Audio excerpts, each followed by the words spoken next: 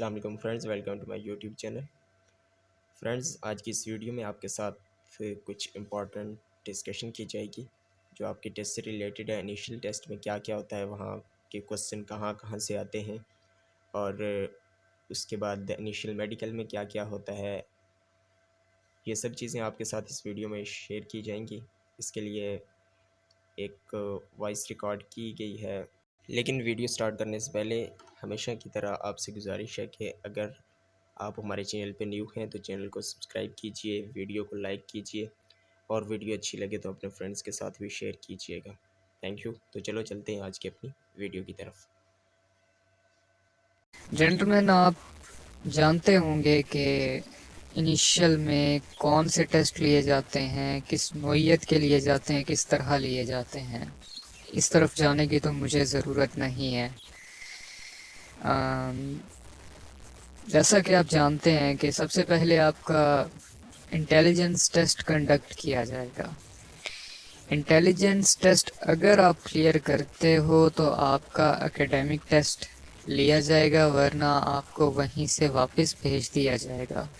तो जो आपका पहला महाज है वो इंटेलिजेंस टेस्ट है, और इंटेलिजेंस टेस्ट में भी दो पार्ट्स हैं, जैसा कि आप जानते हैं, वर्बल एंड नॉन वर्बल। जो वर्बल इंटेलिजेंस टेस्ट है ये आपका सबसे पहले कंडक्ट किया जाएगा। वर्बल क्लियर होने के बाद आपका नॉन वर्बल क्लियर कंडक्ट किया जाएगा। और अगर आप ये दोनों टेस्ट क्लियर कर लेते हो तो आपको एकेडमिक टेस्ट क्लियर अटेम्प्ट करने का मौका दिया जाएगा। अब बात ये है कि काफ़ी लड़कों को मसाइल का सामना करना पड़ता है इंटेलिजेंस टेस्ट अटेम्प्ट करते हुए। उनसे टाइम मैनेज नहीं होता। आपने टाइम की तरफ ध्यान ही नहीं देना। आपके पास अभी टाइम मौजूद है। अगर 1 हफ्ता है, 2 हफ्ते हैं, आप इंटेलिजेंस टेस्ट को दो। इंटेलिजेंस टेस्ट को ज़्यादा से ज़्यादा टाइम दो ताकि आप वहाँ पर इजीली क्वेश्चंस को अटेम्प्ट कर सको। आपने वहाँ पे क्वेश्चंस अटेम्प्ट करते हुए इंटेलिजेंस के टाइम को मलहूज़े ख़ातिर नहीं रखना। मलहूज़े ख़ातिर ना रखने का मेरा मतलब ये है कि आपने टाइम को अपने ऊपर सवार नहीं होने देना, क्योंकि अगर आप अंडर प्रेशर आ गए तो ये इंटेलिजेंस से रिलेटेड क्वेश्चंस हैं। इसमें अगर आपने गलती कर दी तो मुमकिन है कि इसका खमियाजा आपको बाद में भुगतना पड़े। इसलिए आपने टाइम का प्रेशर नहीं लेना। आपने बिल्कुल काम रहना है।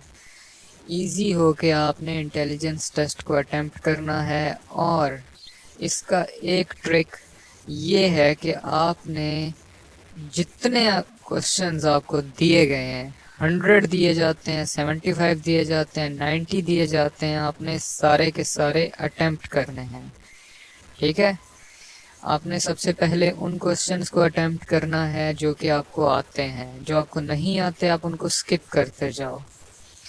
जो आपको आते हैं आप सबसे पहले उनको अटेम्प्ट करो, और एंड पे जब आपके पास सारे क्वेश्चंस जो आपको आते हैं आप कर लोगे, आपके पास टाइम भी होगा, आप जो क्वेश्चंस नहीं आते उनको अटेम्प्ट करना।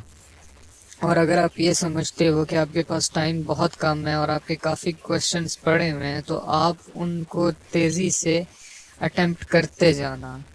ठीक है, ताकि आप टाइम में सारे के सारे क्वेश्चंस अटेम्प्ट कर लो। ओके। इंटेलिजेंस टेस्ट में आपने कोई भी क्वेश्चन नहीं छोड़ना है। आपने 100 आउट ऑफ 100 अटेम्प्ट करने हैं। इसके बाद बारी आती है एकेडमिक की। तो एकेडमिक में जो आपके सब्जेक्ट्स हैं उन्हीं में से आपके क्वेश्चंस आते हैं। आप क्वेश्चंस किस फील्ड से आते हैं स्पेसिफिक, अगर ये पूछा जाए तो इसको ज़रूर डिफ़ाइन किया जा सकता है। जैसे मैथ्स है, मैथ्स में जेंटलमैन आपके ट्रिग्नोमेट्री का जो पोर्शन है, ग़ालिबन फर्स्ट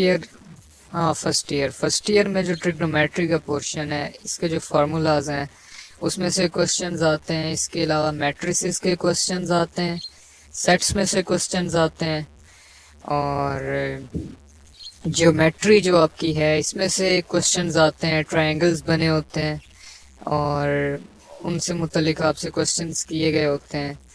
और इसके अलावा मुझे फ़िलहाल यही याद है। मुझे अगर मज़ीद कोई याद आया तो मैं इसी ऑडियो में आपको बता दूंगा। तो ये मेन चीज़ें जो हैं मैथ्स में वो ये हैं। इसके अलावा आपके अलजेब्रिक क्वेश्चंस भी होते हैं, छोटी छोटी इक्वेशंस होती हैं, अलजेब्रा के फार्मूलाज होते हैं, ये भी इंक्लूडेड होते हैं। तो मैथ का ये एक छोटा सा पोर्शन होता है जिसमें से आपके क्वेश्चंस आते हैं। और हाँ, आपका जो वर्ड प्रॉब्लम्स होती हैं जो कि आप नाइन्थ नहीं, एट्थ सेवन्थ क्लास में आप वर्ड प्रॉब्लम सॉल्व करते हैं, ठीक है, जिसमें परसेंटेज निकालनी होती है, रेशियो निकालना होता है, इस टाइप के क्वेश्चंस भी आते हैं।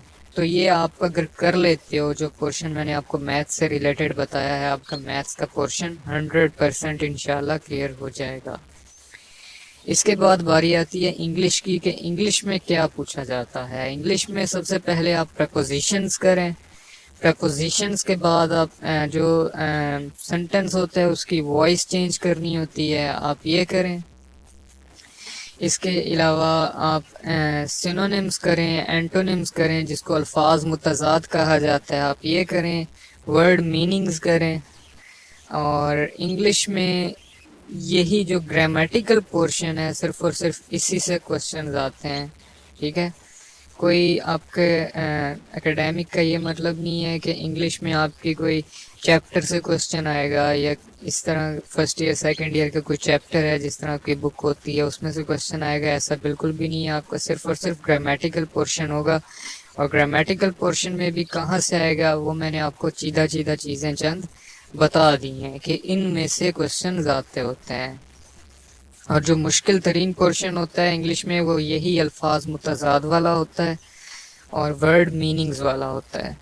बाकी प्रेपोजिशंस हो गए, वॉइस चेंज करना हो गई सेंटेंस की, ये आप इंशाल्लाह अटेम्प्ट कर लोगे, इजी होते हैं। तो अल्फाज मुतज़ाद, सिनोनिम्स हो गए, एंटोनिम्स हो गए, इन चीज़ों को आप अपना तगड़ा करके जाइएगा। इसके अलावा जनरल नॉलेज की अगर बात की जाए तो जनरल नॉलेज में मेनली पाकिस्तान से रिलेटेड सवाल होते हैं। पाकिस्तान से रिलेटेड किस तरह सवाल होते हैं? पाकिस्तान की सरहदों से मुतल्लिक होते हैं, पाकिस्तान के हमसाया ममालिक से मुतल्लिक होते हैं, कि पाकिस्तान के फ़लाँ जगह पर कौन सा मुल्क है, फ़लाँ मुल्क में कौन सा काम हो रहा है। फॉर एग्ज़ाम्पल चाबहार पोर्ट है, इससे मुतल्लिक सवाल बहुत इम्पोर्टेंट है, ये आ जाया करता है।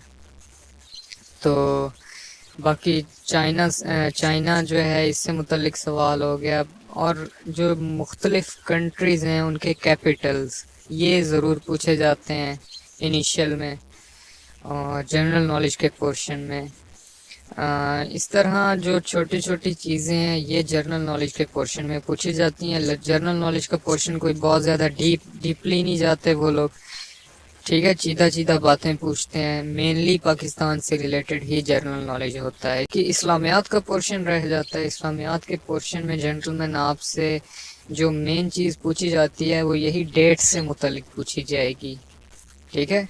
लाइक नमाज कब फ़र्ज़ हुई, रोज़ा कब फ़र्ज़ हुआ, ज़कात से मुतल्लिक सवाल होंगे कि ज़कात का क्या रेशियो है, कि और इस तरह करके जो इस्लामिक हिस्ट्री है थोड़ी सी, मेनली डेट्स, ठीक है, मेनली डेट्स और नंबर्स, ठीक है, डेट्स एंड नंबर्स। नंबर्स से क्या मुराद है इस्लामियात में कि आपसे पूछा जाएगा कि फ़र्ज़ करें कि इस्लाम के अरकान कितने हैं, ठीक है, अकायद कितने हैं, इस तरह ये आपको नंबर्स में आंसर देना होगा। 4 हैं, 5 हैं, 6 हैं, 7 हैं, वटेवर।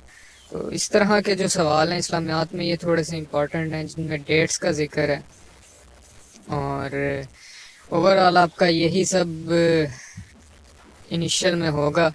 इसके बाद अगर एक कैंडिडेट एकेडमिक भी क्लियर कर लेता है, इनिशियल भी क्लियर कर लेता है, इंटेलिजेंस, तो उसके फॉर्म पे ठप्पा लगा दिया जाएगा पास का और उसको फर्दर प्रोसीजर के लिए भेजा जाएगा। कि अगर आपका उसके बाद आपका मेडिकल होगा, ये उन पे डिपेंड करता है, वो आपका मेडिकल पहले ले लें, आपका इंटरव्यू पहले ले लें।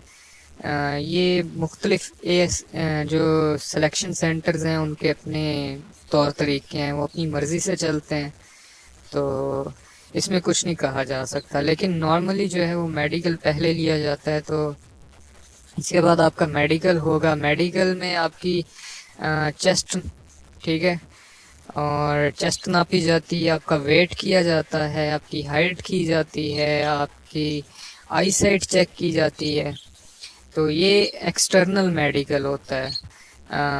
एक्सटर इसके बाद आपका सर्जिकल मेडिकल अलहदा होता है। जो कैंडिडेट्स इन चीज़ों को क्लियर कर लेता है, वो सर्जिकल मेडिकल के लिए फिर उसको भेजा जाता है। सर्जिकल मेडिकल एक छोटा सा मेडिकल होता है, इसके बारे में आपको इल्म होगा। एक कमरे में लेके जाया जाता है, वहाँ पर एक नर्सिंग होता है, एक डॉक्टर होता है। वो आपको सारे कपड़े उतारने का हुक्म दिया जाता है, जिसके बाद वो आपका सर्जिकल मेडिकल करते हैं। सर्जिकल मेडिकल में क्या क्या चीज़ें चेक की जाती हैं? सबसे पहले आपका आर्म एंगल चेक किया जाता है, आपके हाथों की उंगलियां चेक की जाती हैं कि टेढ़ी तो नहीं है, कोई ज़ख्म तो नहीं है आपके जिस्म पे, ये चीज़ें चेक की जाती हैं। इसके अलावा आपके कानों को देखा जाता है, कानों में को कोई मसला नहीं है। इसके अलावा कानों में एक जेली टाइप होती है कुछ लड़कों के, तो ये इसका इशू निकालते हैं। इसके अलावा नोज़ चेक किया जाता है अंदर से, कि नोज़ की हड्डी कहीं टूटी हुई तो नहीं है या कोई और इशू तो नहीं है। इसके अलावा आपके जो नी नॉकिंग है उसको देखा जाता है, आपके टखनों को देखा जाता है, पाँव का फ्लैट फुट तो नहीं है ये देखा जाता है। तो ये सारी चीज़ें सर्जिकल मेडिकल में आती हैं। सर्जिकल मेडिकल जो क्लियर करता है उसका फिर इंटरव्यू होता है। इंटरव्यू एक अलहदा चीज़ है, उसके बारे में बाद में डिस्कस करेंगे। तो फिज़िकल का भी आपको पता होगा कि फ़िज़िकल में कौन कौन सी चीज़ें की जाती हैं, पूछी जाती हैं, whatever. Thank you so much. तो गैस ये एक आपके लिए एक ओवरव्यू था जिसमें आपकी क्यूरीज वगैरह को सॉल्व किया गया। मोस्टली स्टूडेंट्स ने जो है इस पे क्वेश्चन किए थे, तो इसलिए ये एक ओवरव्यू आपसे शेयर किया। आई होप कि अब आपकी क्यूरीज जो हैं वो क्लियर हो गई होंगी। अभी भी अगर किसी को इशू है तो आप हमारे कमेंट बॉक्स में जाके कमेंट कर सकते हैं, या व्हाट्सएप नंबर हमसे डायरेक्टली कांटेक्ट भी कर सकते हैं। उसके बाद डिस्क्रिप्शन में आपको ईमेल वगैरह भी प्रोवाइड किया गया है, तो वहाँ से भी आप हमें कांटेक्ट कर सकते हैं। वीडियो के एंड में आपसे रिक्वेस्ट है कि अगर आपको हमारी वीडियो पसंद आई तो वीडियो को लाइक, चैनल को सब्सक्राइब